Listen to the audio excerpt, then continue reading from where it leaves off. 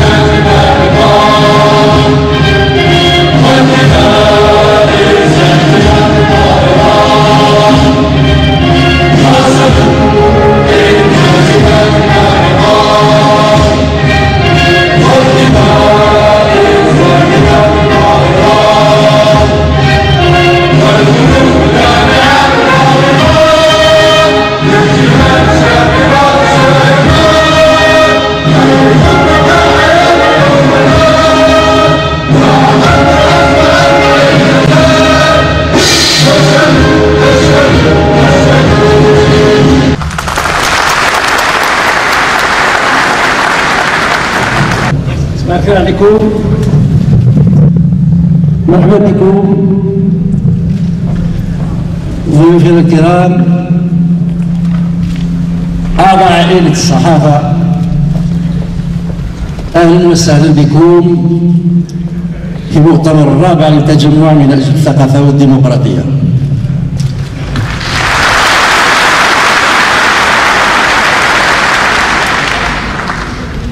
أي الجوال حكم مثلا يدير زين في الغسان ويمش جرنانا يدير ثمغلي غرنا العسلمان.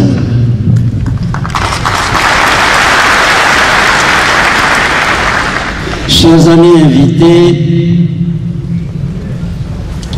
bienvenue au 4e congrès du Rassemblement pour la culture et la démocratie. أدعو الدكتور سعيد سعدي للمنصة لإلقاء خطابه.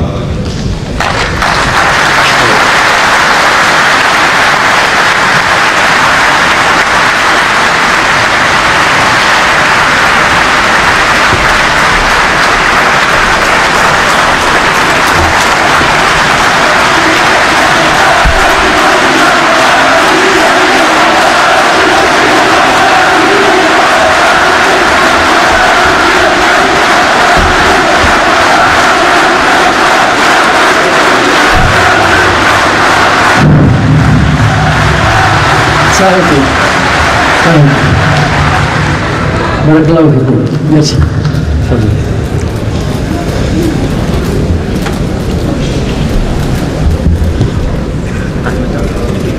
Monsieur le Président, chers amis et chers frères congressistes, chères sœurs congressistes, c'est vraiment un immense plaisir de venir devant vous faire le discours bilan du mandat de notre parti après le congrès que nous avons tenu en 2007 dans cette salle même. Nous créons des traditions politiques dans un pays qui n'en a plus, ou pire, qui en invente de mauvaises. C'est pour ça que la forme, en l'occurrence, est aussi importante que le fond. Les procédures que nous devons retenir dans notre fonctionnement doivent être éthiques et rigoureuses si on veut les projeter demain dans les institutions du pays quand l'Algérie sera restituée à ses enfants.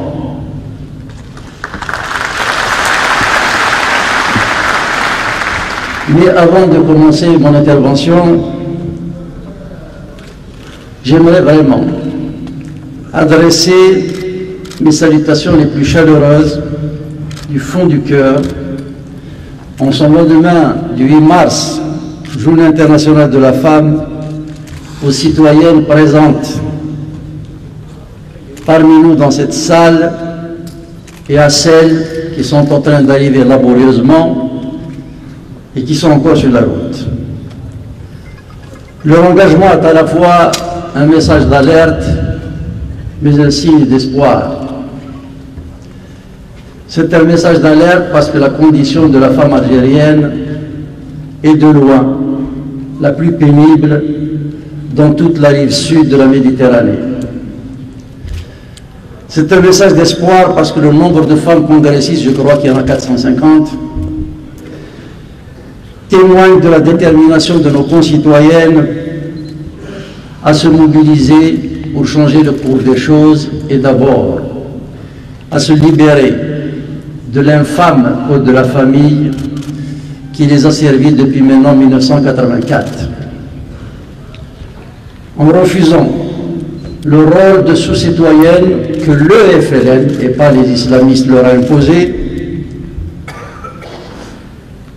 elles honorent le combat de ceux qui les ont précédés au combat et transmettent le sublime message des Kahina, Fatma Soumel, Hasiba bint Bouali ou Eroum.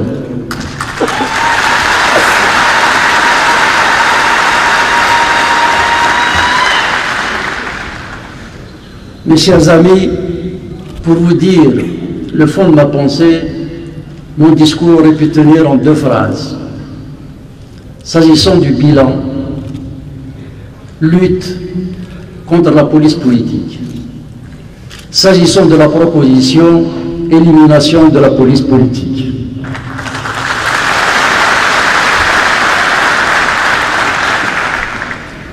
Il n'y a pas de régime politique au sens où on peut le voir ailleurs. Nous avons un régime de l'ombre, mais ça n'empêche pas d'être une véritable menace sur la nation.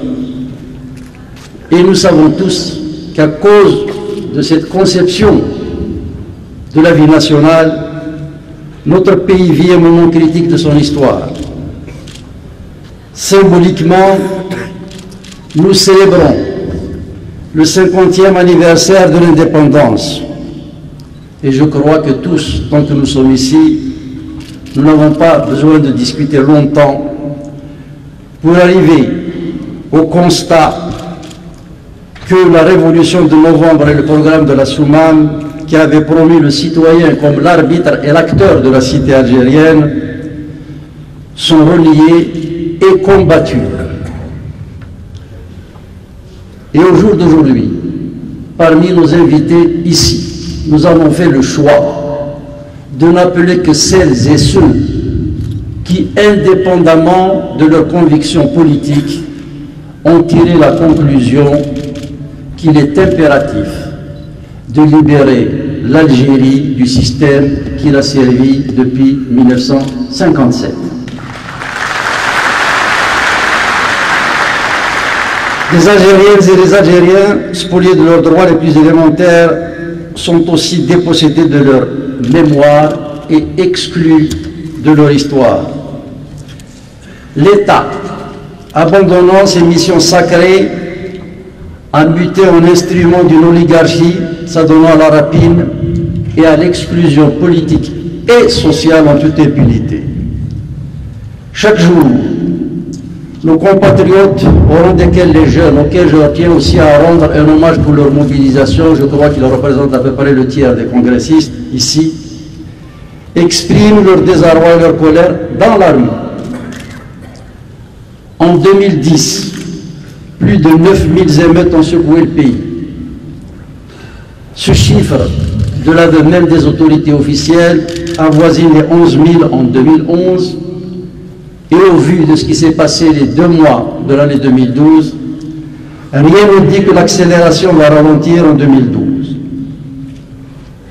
Pendant ce temps, autour de nous, les peuples se libèrent les uns après les autres des dictatures, d'autant plus difficilement que la durée de leur oppression a broyé plusieurs générations. C'est avec ces oligarchies criminelles et prédatrices que le système algérien se commet, humiliant la nation et insultant les valeurs et les sacrifices qui ont contribué à son émergence dans l'histoire contemporaine. Devant un climat préinsurrectionnel national et un bouleversement régional annonciateur d'une nouvelle reconfiguration historique des modes de gouvernance dans le Sud, le régime en place prend toujours en otage le destin algérien depuis cette fatidique année de 1957 contre les forces du mal, algériennes et françaises, coalisées de fait, ont assassiné Abban Ramadan et l'Arabie de Mehdi.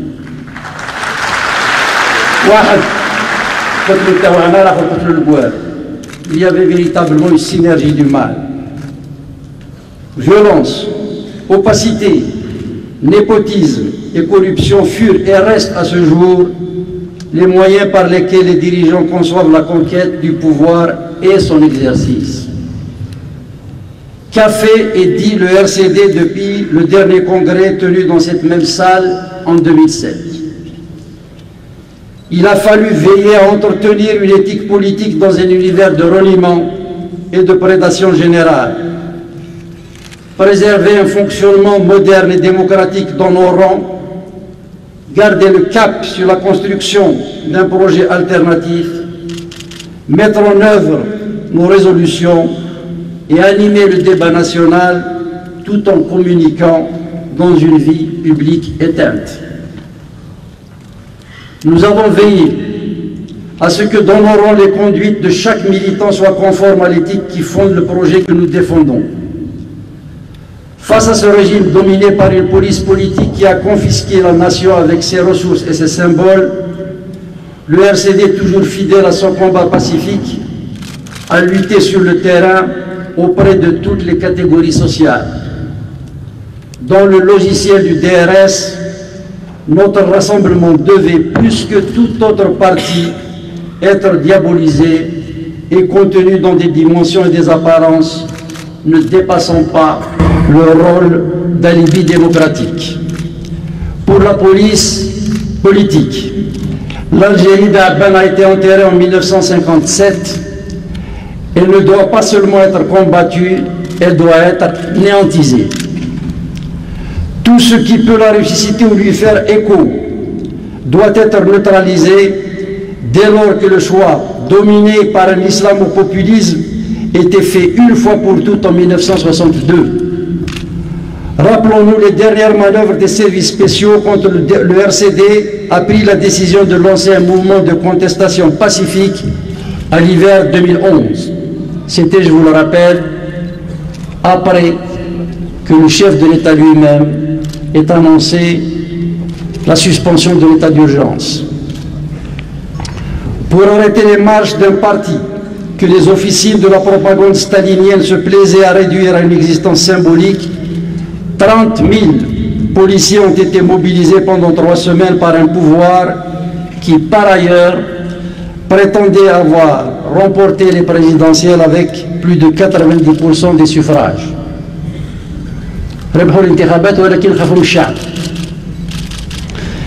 Les transports en commun avaient été bloqués et les campus universitaires furent encerclés pour empêcher les étudiants de participer aux manifestations. Quand quelques jours plus tard, nous avions demandé à la salle Hacha qui peut accueillir 8000 personnes pour organiser un meeting et nous a été refusé au motif fallacieux qu'elle était en travaux. Lorsque nous avions voulu occuper la salle où nous nous trouvons aujourd'hui, on nous expliqua qu'elle devait accueillir le jour même de notre activité le championnat du monde de judo, ce qui évidemment était une supercherie. Par contre, le DRS fit savoir par ses annexes que nous pouvions, en fait il voulait dire nous devions, nous réunir dans des salles contenant 200 à 300 places. Quand le RCD enlève des mairies hors de la Kabylie, comme ce fut le cas à Bni Abbas, Béchar ou Berian, la police politique qui a fait de la fragmentation de la collectivité nationale une stratégie et un objectif ne s'embarrasse pas de scrupules. Et l'action de la justice qui destitue nos élus en violation des lois et règlements, les 2 maires démocratiquement élus de Berian et de Bni Abbas sont aujourd'hui parmi nous, ils n'ont pas cédé au chantage. Je vous demande de leur rendre hommage. Et les élus qui les ont remplacés sont des imposteurs parce qu'ils n'ont pas été choisis par les citoyens. La fraude qui réduit à la portion congrue le RCD ne suffit pas à rassurer les héritiers des falsificateurs de l'histoire, des gestionnaires des ténèbres, que sont les fossoyeurs du destin algérien. Pour la police politique, le pire des dangers est là parce que notre parti engage un combat face auquel les recettes qui ont dissuadé, tenté ou découragé tant d'autres sont inopérantes.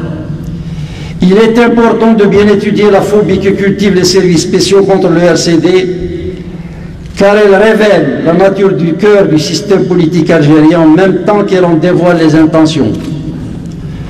Nous avons lancé une lutte permanente dans le pays en assumant quotidiennement et ouvertement une contradiction et une contestation des fondements du système.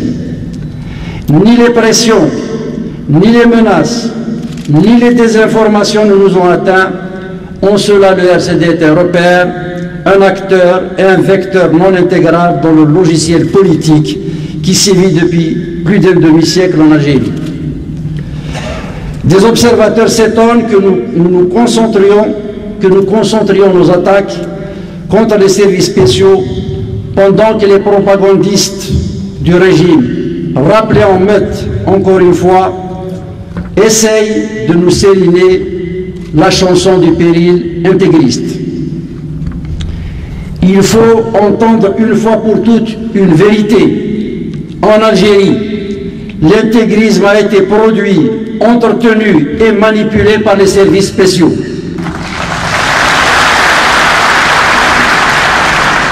Au lendemain des indépendances du Maroc, de la Tunisie et de l'Algérie, notre pays était celui qui était le plus réfractaire au fondamentalisme. Pourquoi? Comment et pour quels objectifs la nation algérienne est-elle devenue la matrice où a germé le phénomène islamiste avant de contaminer toute la région? La réponse est très simple.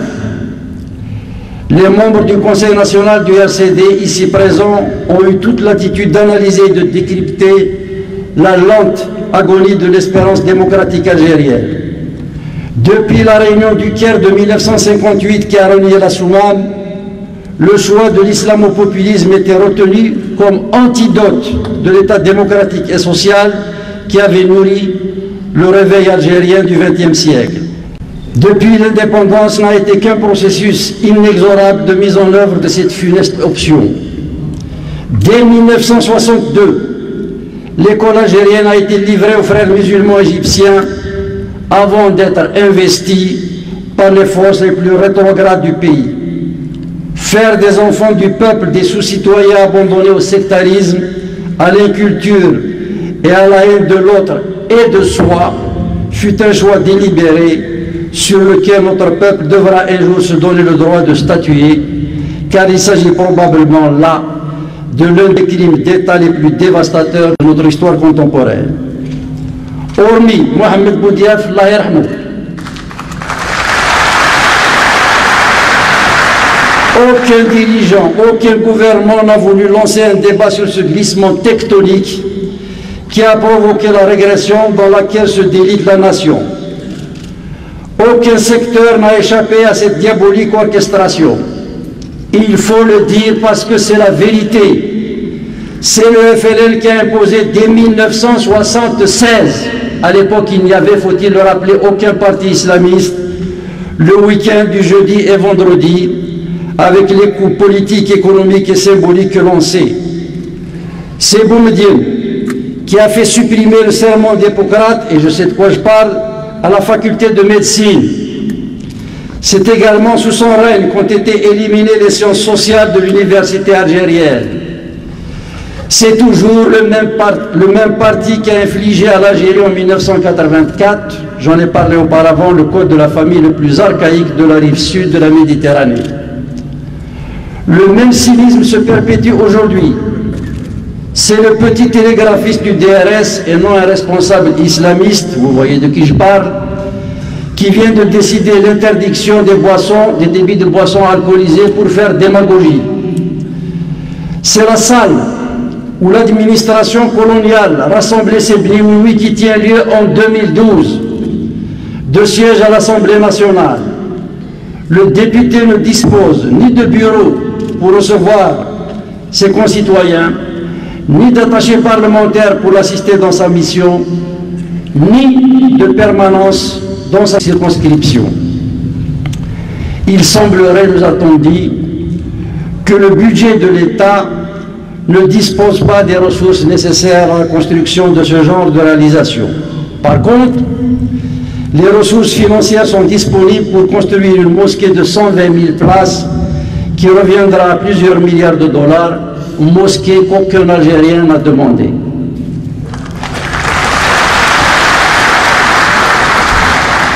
La démagogie, la fuite en avant et la compromission fondamentaliste a été une constante dans le projet de contre-développement du FLN. Il est indécent d'entendre aujourd'hui le système qui a semé, greffé et manipulé l'islamisme depuis un demi-siècle prétendre en redouter l'avènement. Que peut-il se passer concrètement aujourd'hui si un parti islamiste formel venait à être majoritaire à l'Assemblée? Il chômerait parce que son programme est appliqué depuis longtemps.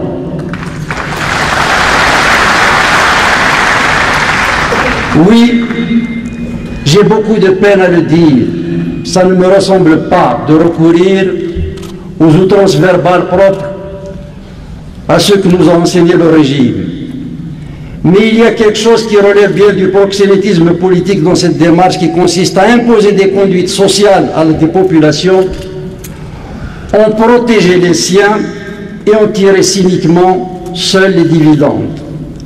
Augmenter le nombre de sièges à l'Assemblée nationale au moment où les pays développés en réduisent tous le nombre, participe de la même démarche. Élargir les clientèles pour mieux asseoir ses réseaux.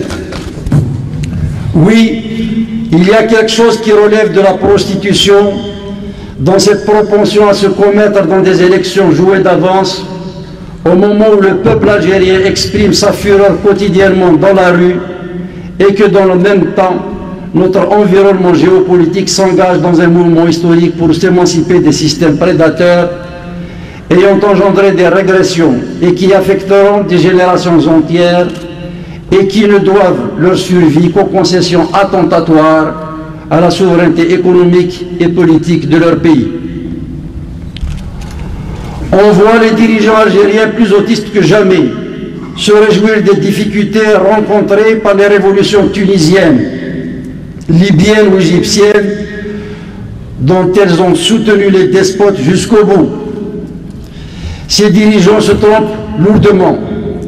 J'étais en Tunisie il y a moins d'un mois. Quelles que soient les difficultés politiques, sociales et économiques qu'il vit, et elles existent, le Tunisien se bat et avance. Et à tout prendre. Mieux vaut affronter le parti islamiste Al-Nahda qu'une formation hermaphrodite qui déstructure et enfonce les archaïsmes, dans les archaïsmes les plus nauséabonds de la société, lâchement, sournoisement, parce qu'il n'assume rien, notre nation. Et plus grave, ces fonctionnements occultes, obliques, qui n'assument rien, ne provoquent même pas la réaction du citoyen parce que les dégâts qu'ils commettent ne sont pas commis par un mouvement réputé islamiste. Mon intime conviction est que si cela avait été un parti islamiste qui avait fait le code de la famille en 1984, quel توقع فورة في الجزائر. Mais l'État d'Allemagne يقول لك لا فعلا نحرر البلاد معليش. Et ce n'est qu'après coup que les gens ont vu de quoi était fait ce code de la famille. Sur ce registre, comme sur tous les autres, nous avons adopté les positions les plus justes, car elles furent dictées par la conviction militante et l'éthique citoyenne. Je suis en train d'écrire un livre sur les 50 ans de l'Algérie indépendante. En consultant mes archives, je suis tombé sur la déclaration que j'ai faite sur les ondes de la radio Chentarwa le soir de la proclamation des résultats des législatives de 1991, elle est publique, vous pouvez la consulter. Je disais en substance que si ces résultats étaient conformes au choix du peuple algérien, il fallait les accepter, étant entendu que ceux qui accèdent au pouvoir par les urnes doivent respecter les règles de base de la démocratie qui sont intangibles. Ce n'est pas parce qu'on a gagné une élection que l'on a droit contre tout le monde et le droit des minorités, de la minorité, doit être respecté. Le principe qui consiste à se remettre en cause après son mandat fait partie des fondamentaux de la démocratie. Les libertés d'expression et de organisation ne sont pas négociables. Je me rappelle que le regretté Ben Hamouda, ayant entendu ma déclaration, est venu me voir au siège de notre parti pour me dire que les islamistes ne respecteront jamais le jeu démocratique. Et je lui avais répondu que puisque l'agrément leur a été délivré, il fallait les tester. Malheureusement, il n'a pas fallu attendre bien longtemps. Nous nous rappelons tous des oukases qui ont aussitôt suivi les élections. Ceux qui ne se soumettent pas aux nouvelles lois étaient des impies. Des nouvelles règles alimentaires et vestimentaires devaient s'imposer. Et je me rappelle aussi avoir entendu que s'il fallait raser une région, entendez la Kabylie, pour accéder à l'avènement de la théocratie, il ne fallait pas hésiter à le faire. À partir de ce moment-là, il fallait assumer ses responsabilités et nous l'avons fait. Chers amis, le pays végète dans le même mal et aujourd'hui nous sommes face à la même problématique. Le régime joue de l'islamisme et il veut culpabiliser les citoyens ou instrumentaliser les démocrates pour les amener à s'opposer à eux. On ne nous opposera à personne.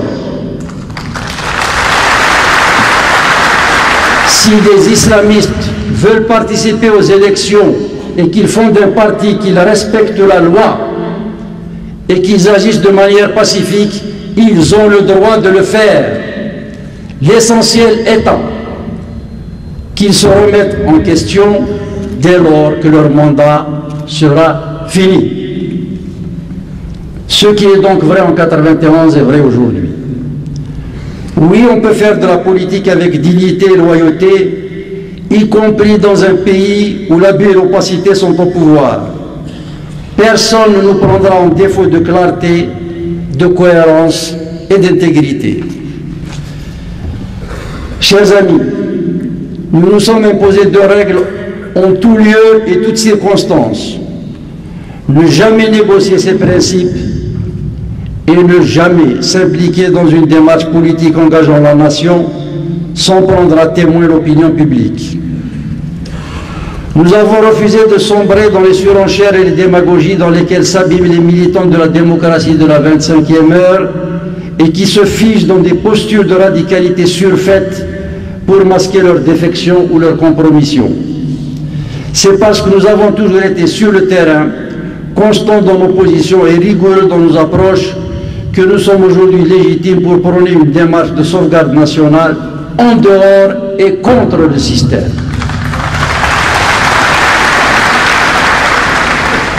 Toutes les solutions, toutes les opportunités qui pouvaient permettre de réduire les tensions dans le pays et d'éviter à la nation d'autres drames ont été testées, nous devons le dire, toutes ont échoué. Chers amis, les choix criminels qui ont été faits depuis 1962 n'ont pas seulement dénaturé une belle épopée engagée par les femmes et les hommes de notre pays pour la liberté, la modernité et l'universalité. Ils n'ont pas seulement avili une nation promise à toutes les espérances sur la scène internationale, ils ont engagé notre peuple dans le pire des chemins, celui de la désespérance. Nos jeunes se jettent à la mer, nos cadres fuient par dizaines de milliers, le pays perdant sa plus belle, sa plus précieuse des richesses, se dévitalise. L'économie est prise en otage par des mafias, l'administration est délabrée, la justice est le symbole même de l'indignité nationale et le gouvernement algérien est tribalisé. Rome Ville à vendre, tu payeras si tu trouvais un acheteur, s'écria Jugurtha il y a 2000 ans de cela devant une cité rongée par la cupidité et la corruption, alors que grisé par sa puissance apparente, elle croyait pouvoir continuer à régner indéfiniment sur le monde. Le système algérien ne se laissera derrière lui ni les réalisations ni les souvenirs de l'Empire romain, mais en écho à Jugurtha, on peut dire de lui aujourd'hui, DRS, une chute du prix du baril et tu sortiras de la matrice algérienne que tu as martyrisée.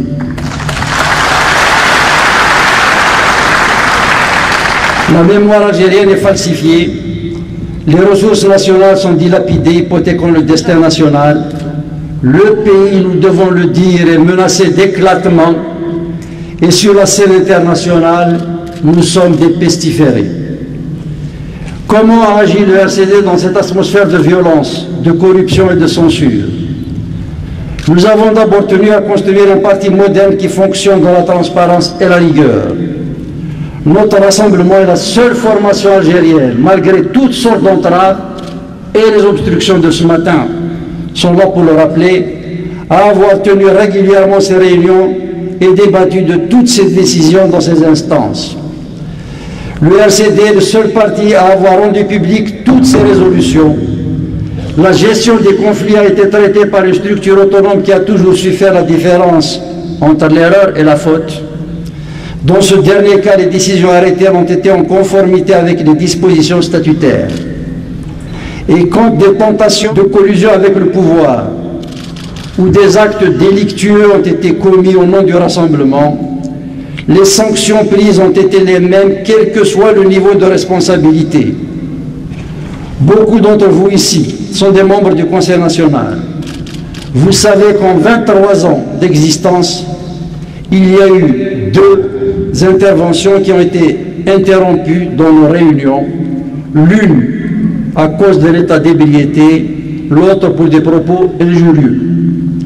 Contrairement à la propagande de la presse publique et parapublique, vous savez aussi que ceux qui ont été rejetés par le parti ne l'ont jamais été à cause d'une opinion ou de prétendues divergences idéologiques qui n'ont jamais été formulées dans le cadre des structures du rassemblement. Cette exigence de vérité et cette intransigeance ont fait que le RCD a résisté aux attaques du pouvoir, de l'intégrisme et plus accessoirement, il faut aussi l'ajouter malheureusement, aux intrigues d'un vieux déchu qui a consacré la fin de sa vie à pérorer contre nous pour faire oublier sa fuite, ses cupidités et des compromissions qui l'ont conduit à transformer un conseiller spécial en conseiller spécial, le tortionnaire d'octobre 88. Sur un autre registre, la comptabilité du parti a été régulièrement exposée devant le Conseil national et une disposition statutaire donne droit à tout militant d'accéder aux comptes du rassemblement qui s'établissent selon des documents qui sont mis à votre disposition ici par le secrétariat national à l'administration et aux finances. Rien n'a pu atteindre la crédibilité et la stabilité du parti car notre rassemblement a été loyal dans son fonctionnement, équitable et transparent dans son expression. Il est fondamental de ne jamais oublier cette leçon de rigueur et de transparence. Dans les pays où règne l'opacité, l'arbitraire et la corruption, seule la conviction et l'intégrité peuvent permettre de durer et d'avancer.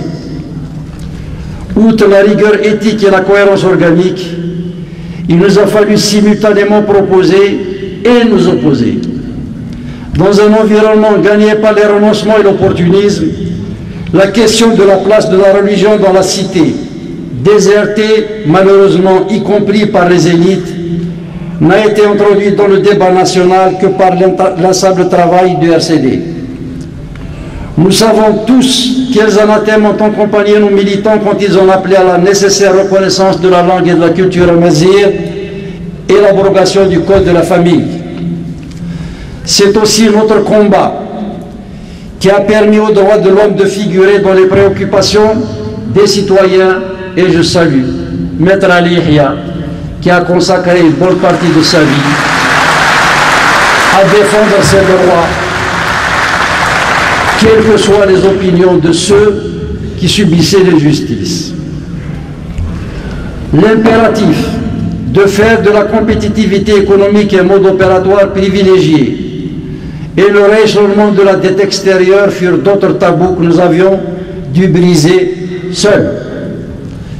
La régionalisation qui conditionne le développement et la cohésion de notre peuple livré au tribalisme avance aussi par les animations que nous menons dans et autour du parti.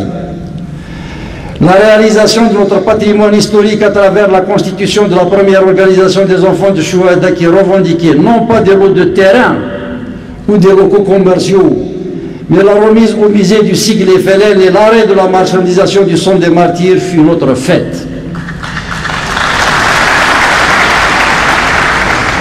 De même que nous avons affronté l'hystérie ambiante en abordant l'écriture libre de l'histoire de nos héros séquestrés, ce qui a permis aux langues de se délier. Depuis, nous découvrons notre passé avec ses épopées et ses zones d'ombre, comme le font tous les peuples adultes.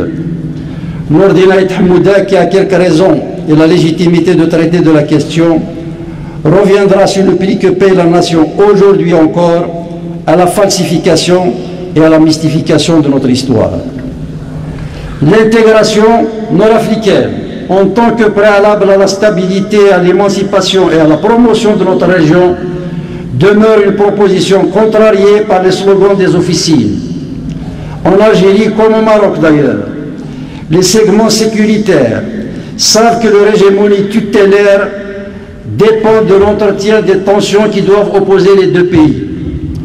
Nous ne nous sommes pas laissés intimider pour autant et toutes nos activités ont associé les intervenants tunisiens et marocains. Je vois dans cette assemblée Madame Hakim Al-Haïté du mouvement populaire, que je vous demande de saluer très fort.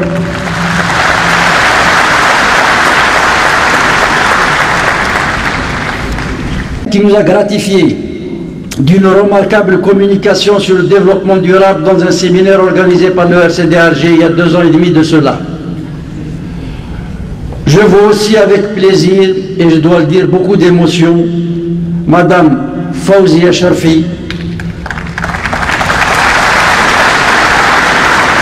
représentante du PDP tunisien, qui avait accompagné son défunt époux, le grand et généreux Mohamed Sharfi,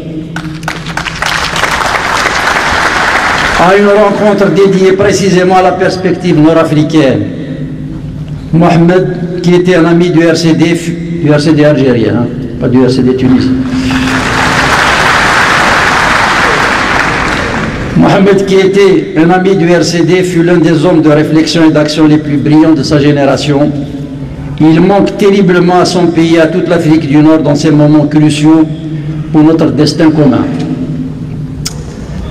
Grâce à notre acharnement, la conférence de Tanger de 1958 et la Fédération des États nord-africains dont aura traité demain mon ami Rafiq Hassani meublent à nouveau la discussion publique en Algérie. Autre tradition instaurée par notre parti, l'organisation des universités d'été qui permettent de perméabiliser les débats en les élargissant aux spécialistes. Ce matin, je passais devant l'exposition qui garnit les travées de cette salle et je revoyais les ouvrages publiés par notre parti, autant sur ses activités propres que sur les événements politiques subis par notre pays, comme les fraudes électorales ou le viol de la Constitution. Là aussi, le RCD est le seul parti à avoir produit une littérature politique qui témoigne des combats menés, qui transmet les messages et pérennise les luttes engagées que nul n'oublie, pour que nul n'oublie, et pour prévenir les impostures qui déroutent les parcours de leurs objectifs et dépossèdent les peuples de leur mémoire. En plus de la consolidation organique et de la confection d'un projet de société, nous avons dû affronter le pire des cauchemars dans les régimes autocratiques, la désinformation. Le système DRS ne peut assumer ni son bilan, ni proposer un projet politique qui se réduit du reste à la confiscation du patrimoine politique, symbolique et matériel du pays. La gestion de sa communication est invariable et se retrouve sur tous les supports des services spéciaux. Elle tient en une phrase: tous les politiques se valent.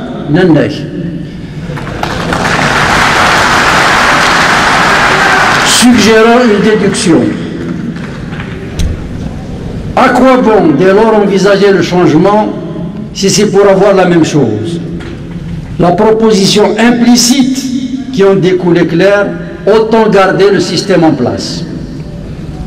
Là aussi, il a fallu se battre quotidiennement et concrètement sur le terrain pour sortir de cette confusion et en neutraliser les méfaits qui sont malheureusement relayés par certaines élites culpabilisées de ne pas avoir joué leur rôle dans les moments de grande difficulté, ou plus prosaïquement pour témoigner leur gratitude à un mentor auquel elles doivent une carrière ou un privilège indu. Ce sont celles et ceux qui nous traitaient à l'époque du parti unique de contre-révolutionnaires, de suppôts de l'impérialisme, qui se sont reconvertis dans l'entretien des confusions politiques après l'apparition du multipartisme. Là aussi, la conviction et le dévouement militant ont été de grandes leçons de dignité et de pédagogie politique. Le rouleau compresseur des médias dignes de ceux de l'époque coloniale n'a rien pu contre nous. Voyez-vous, aujourd'hui, nous n'avons voulu ni de la télévision ni de la radio publique pour couvrir le seul congrès digne de ce nom que l'Algérie ait connu ces derniers mois. Eh bien, nous sommes fiers de ce rejet. Il atteste de notre détermination à ne rien céder sur nos principes et nous conforte dans le fait que rien ne peut être entrepris dans le cadre du système actuel. C'est justement en nous battant contre cette télévision et cette radio que nous sommes sortis de la prison et que nous avons arraché le droit de nous réunir aujourd'hui ici. C'est aussi en luttant contre cette télévision et cette radio, où ils ne sont jamais passés, faut-il le rappeler, que Kateb Yassine et Ma'toub sont rentrés dans l'histoire.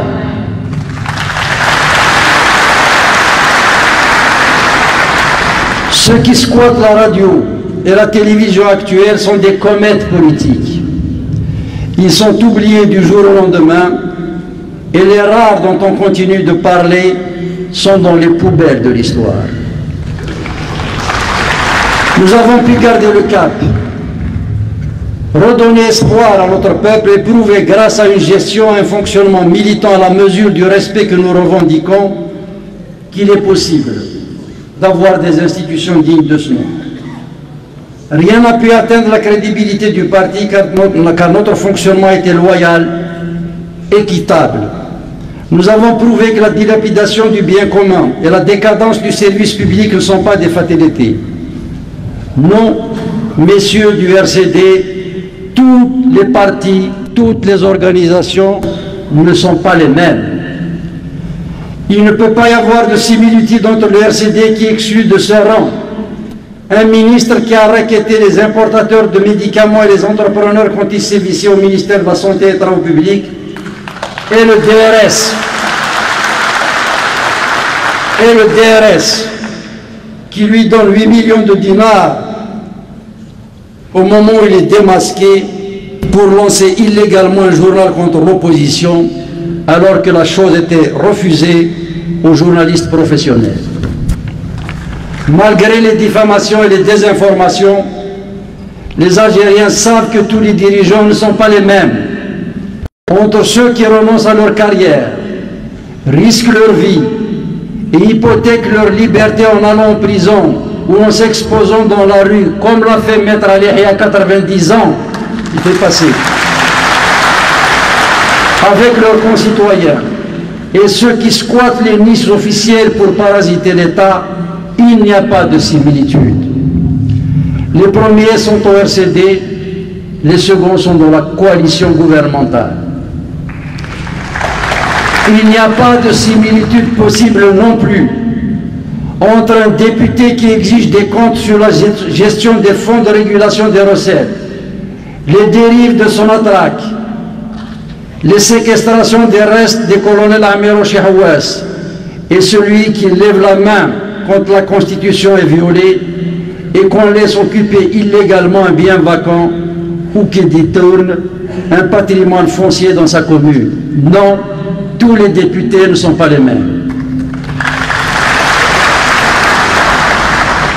Les APC du RCD, exécutant les termes de la charte de l'élu du rassemblement et associant leurs administrés, ont pu procéder à la distribution des logements sociaux à El Qsar, Imchderen, Freha et Mekla sans la moindre contestation.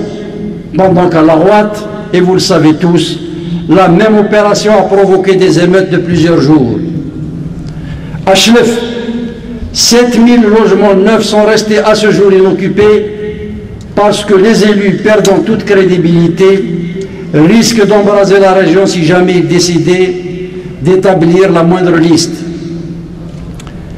Les élus du RCD viennent d'honorer leur mission en se tenant jour et nuit aux côtés de leurs concitoyens lors des dernières intempéries, alors que l'État avait démissionné devant ses responsabilités les plus élémentaires. Non, messieurs du DRS, tous les élus ne sont pas les mêmes. Oui, messieurs du DRS, le RCD compte des maires dignes des plus grandes démocraties.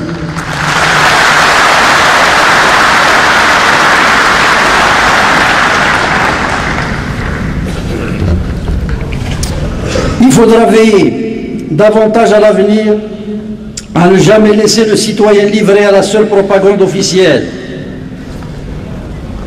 La désinformation est une arme redoutable que le système a affûtée et mise au point de longue date. Quand on assassine des titres comme Alger républicain ou El Djemhouria pour assurer la promotion de tracts de caniveau, cela signe une stratégie et des objectifs précis quant à la volonté d'étouffer la vie publique et d'isoler les citoyens les uns des autres.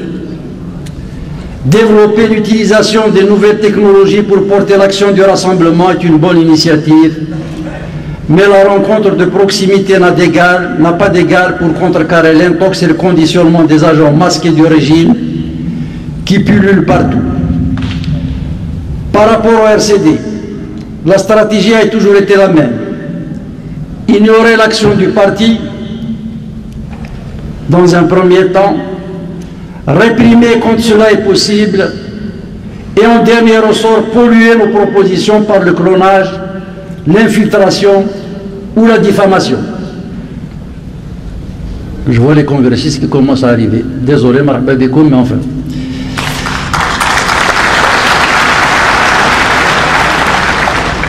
Ce qui a été fait pour l'organisation des enfants de Chouada, transformé en organisation de prébande par la suite, a été fait aussi pour la Ligue des droits de l'homme. Des ligues des droits de l'homme ont été constituées pour faire du bazar, du négoce sur ce même dossier. La régionalisation est aussi polluée par une proposition qui est l'exact contraire de celle que nous faisons. Au moment où nous demandons la représentation des populations à travers des instances élues, à travers une démocratie de proximité, on nous fait une proposition qui consiste à dire qu'il faut des fonctionnaires supplémentaires, un sous-wali ou un super-wali. La régionalisation que nous proposons est le contraire de celle dont on parle aujourd'hui, le pouvoir. Dernière nouvelle, cela fait maintenant depuis 2004 que nous luttons pour avoir une surveillance internationale massive et qualifiée dans les élections, tant il est vrai que le drame de l'Algérie, c'est la fraude électorale. À ce jour et à ma connaissance, aucun parti politique n'a assumé cette revendication en dehors du RCD. Tant qu'ils ont pu ignorer cette proposition, ils l'ont ignorée. Devant l'évolution des opinions dans la communauté internationale et des rapports de force sur la scène régionale, le pouvoir s'est saisi de cette proposition pour la pervertir. Il n'y aura pas de surveillance internationale massive et qualifiée le 10 mai. Ils ont tronçonné la proposition. Le drame, le problème, c'est le fichier électoral. La communauté internationale est éliminée alors qu'ils nous avaient promis explicitement de ne jamais accepter d'observer si jamais la révision du fichier électoral n'était pas soumise à une commission indépendante comme cela a été fait en Tunisie. Eh bien, à coup de contrat, à coup de concession, il risque d'avoir un semblant de surveillance qui va valider la fraude pour enfoncer un peu plus l'Algérie dans le chaos. Vous voyez, à chaque fois que vous essayez d'avancer vis-à-vis de ce pouvoir, soit vous êtes ignoré, soit vous êtes réprimé, soit on pervertit vos propositions. Si on veut garder la clarté de nos messages, chaque militant, partout où il se trouve, doit être une source active de communication. Mes chers amis, nous avons lutté et déstabilisé le parti unique avec des moyens très modestes. Cela veut dire que la conviction est la plus belle et la plus efficace des armes. Nous avons construit un vrai parti démocratique, vivant et crédible. Nous avons dénoncé les arbitraires qui accablent nos concitoyens, armés de notre seule ferveur. Nous avons construit le seul projet alternatif digne des sacrifices de notre peuple. Nous avons prouvé qu'il était possible de faire fonctionner le service public là où nous avions des majorités dans les communes, dans la transparence et au profit du plus grand nombre.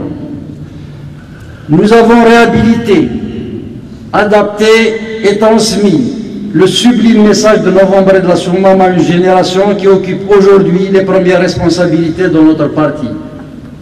Enfin, nous avons accompagné toute la lutte de nos concitoyens, nous avons désamorcé à l'hiver 2011 la manipulation du pouvoir qui avait voulu réduire à une flambée de délinquance le mouvement qui émergeait dans le pays à la faveur des libérations qui ont emporté les dictatures de la région. Cela représente un beau bilan.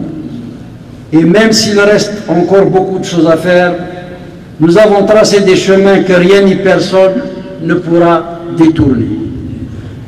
La prochaine phase consiste à communiquer plus et mieux pour sensibiliser nos compatriotes et les aider à fédérer les énergies qui s'expriment chaque jour dans nos villes et villages. Je pense sincèrement que désormais il faut que les jeunes cadres du parti qui représentent déjà l'essentiel de la direction assument leur pleine responsabilité dans les nouvelles étapes qui attendent le pays, avec une conscience sereine et une pleine confiance de l'avenir. Je vous annonce ma décision de ne pas me représenter au poste de président du RCD. J'ai longuement réfléchi. Asma, s'il vous plaît. S'il vous plaît. S'il vous plaît. Non, vous êtes... Excusez-moi. Excusez-moi. Excusez-moi. Excusez-moi. Excusez-moi, mais vous êtes en train de faire exactement le contraire de combat que nous avons mené jusque-là. Il y a autant de Saïd Saadi qu'il y a de militants. C'est parce que le pays a été rivé à un homme que nous en sommes là aujourd'hui.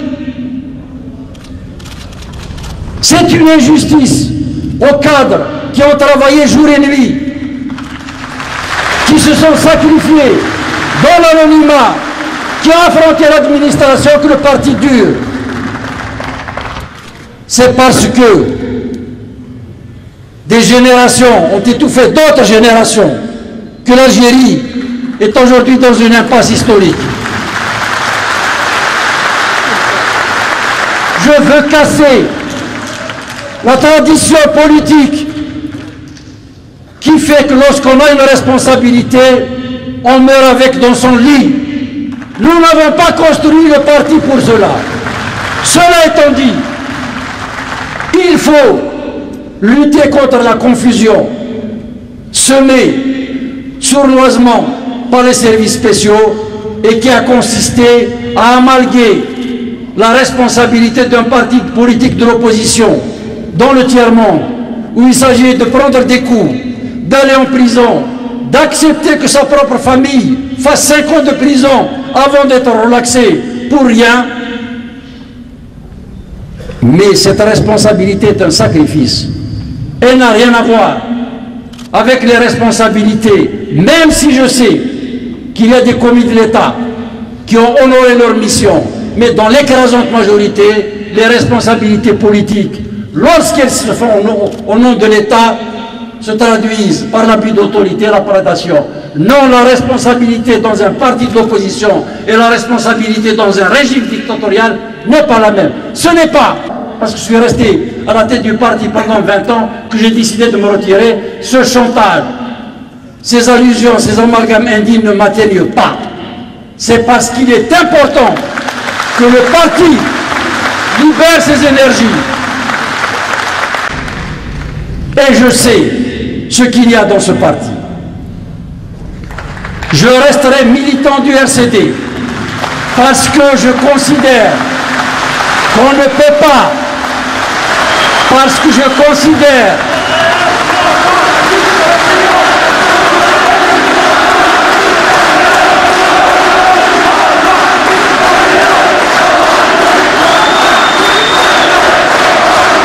je resterai militant du parti.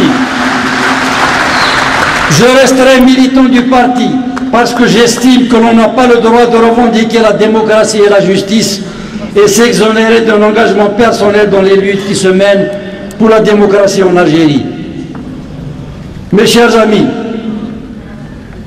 même si nous n'avons jamais voulu nous étalonner aux ambitions et méthodes et pratiques en vigueur dans notre pays, nous pouvons dire, je crois, qu'il y a largement dans le RCD de quoi offrir beaucoup de solutions, de quoi ouvrir beaucoup de pistes pour qu'un nouveau destin s'engage dans notre pays. Vous disposez d'une réhabilitation de l'histoire fondatrice de notre nation. Le parcours que nous avons emprunté jusque-là se confond avec le cheminement du combat de la dignité qui restaure, prolonge et actualise celui de nos aînés. Vous baignez dans une culture politique qui a forcé le respect et l'admiration de nos concitoyens.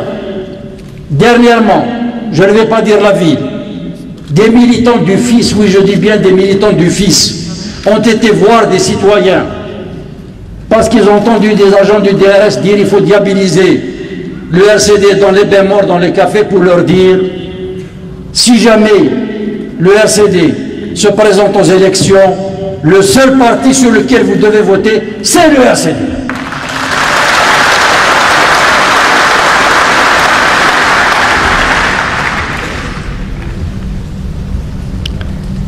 Je disais donc que vous baignez dans une culture politique qui a forcé le respect et l'admiration de nos concitoyens, y compris quand ils sont nos adversaires politiques. Vous avez le seul projet politique qui a identifié, agrégé, restructuré les problématiques de votre pays et que vous avez réintégré dans son environnement géopolitique.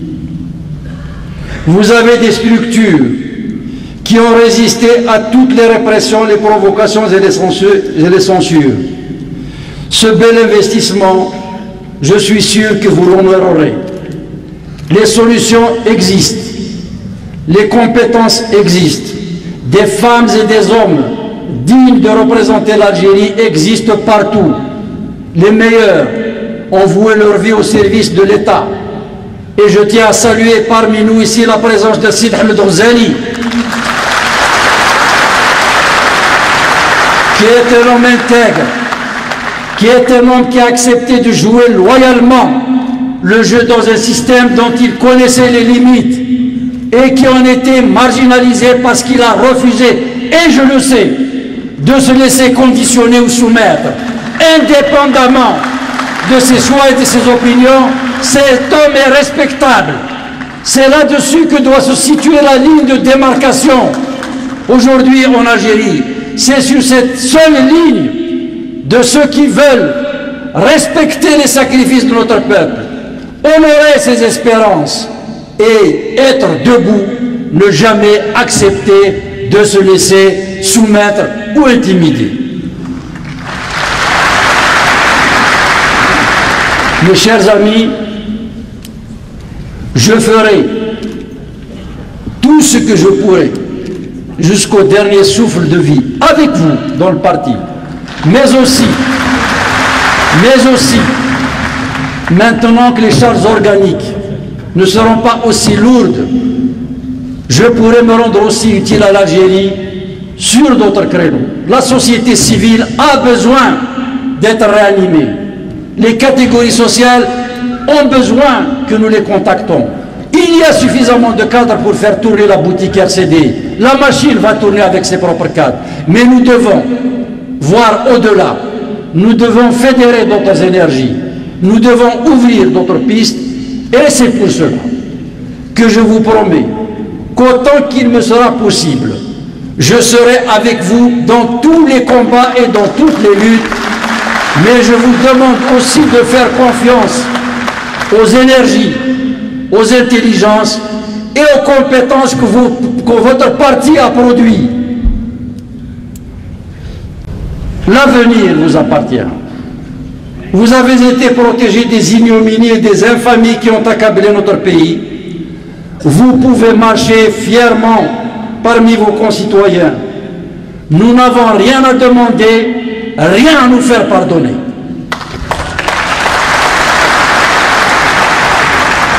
Chers amis, le DRS enterre sa fin de vie. N'oubliez jamais deux choses. L'impasse algérienne est d'abord un déficit de confiance et n'oubliez jamais non plus que c'est notre intégrité qui nous a permis d'exister et de durer. Vous êtes dépositaire de la seule vertu qui peut encore parler aux Algériens, l'honneur. Ils vous le rendront dans un proche avenir et ce ne sera que justice. Aujourd'hui, je vous le redis ici, plus convaincu que jamais, on ne peut pas sauver l'Algérie et le régime. Je sais que votre choix en ce qui vous concerne est fait depuis longtemps. Gloire à nos martyrs, vive le RCD, vive l'Algérie démocratique et sociale. Je vous remercie.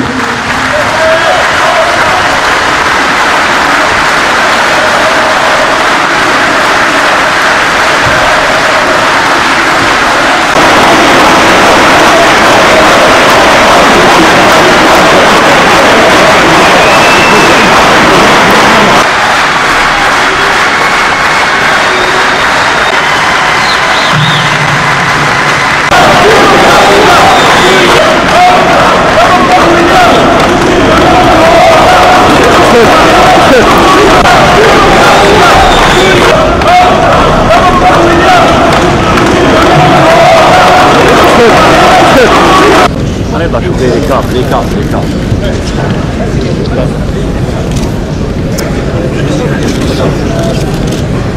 C'est pas le moment.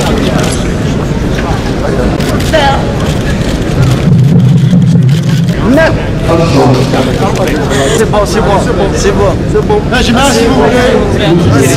Les amis de la presse. Merci. Vous savez une grande émotion que nous avons suivi l'intervention de notre grand frère et ami Saïd Saidi.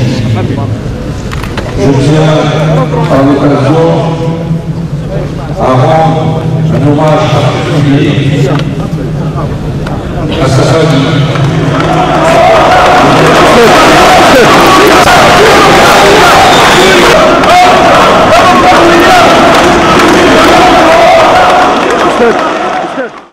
Monsieur Saadi, vous avez passé 23 ans à la tête du RCD. Quel sentiment avez-vous aujourd'hui après avoir quitté l'exécutif, après votre retrait de la direction?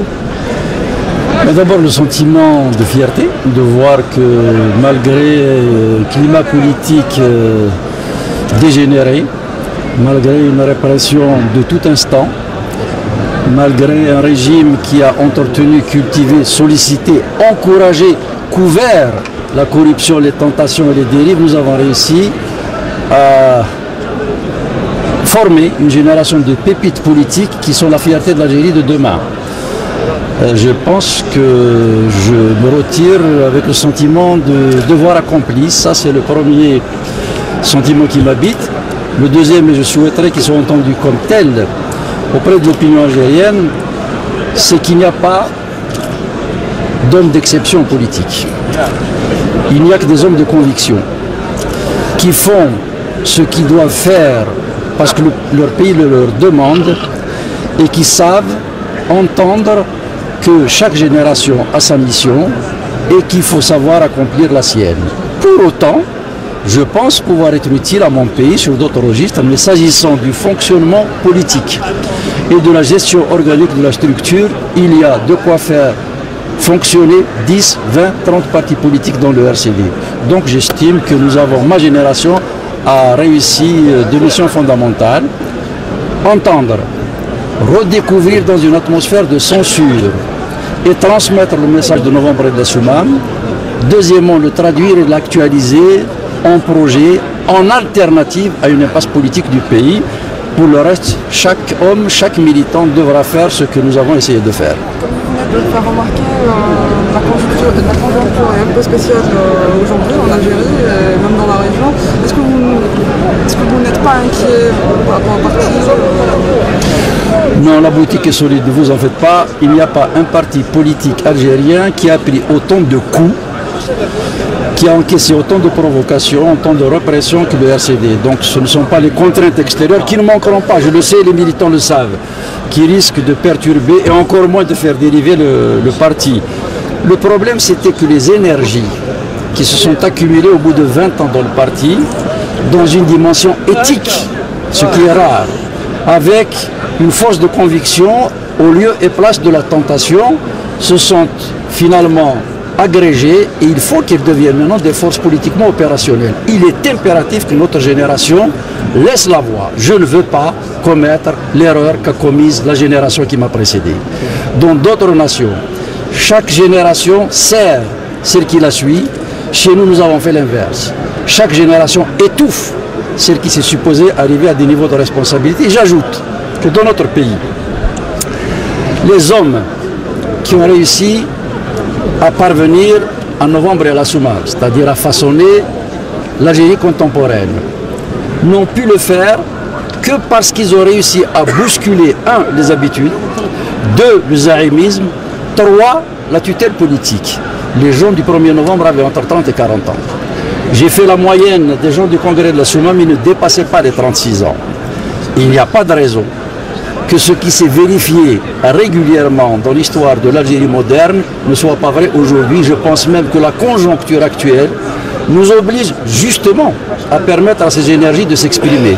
Je vous ferai observer qu'au Caire, à Tripoli, à Tunis, au Maroc et même en janvier et février ici, c'est la jeunesse qui, ressentant d'autres besoins, exprimant de manière différente d'ailleurs ces attentes, ont fini par bousculer les ordres politiques. Si les générations de Ben Ali, de Moubarak, avaient dû s'affronter, on aurait eu peut-être un renversement de clan, mais pas un changement de système. Or, il s'agit de changer de système et pas de changer dans le système.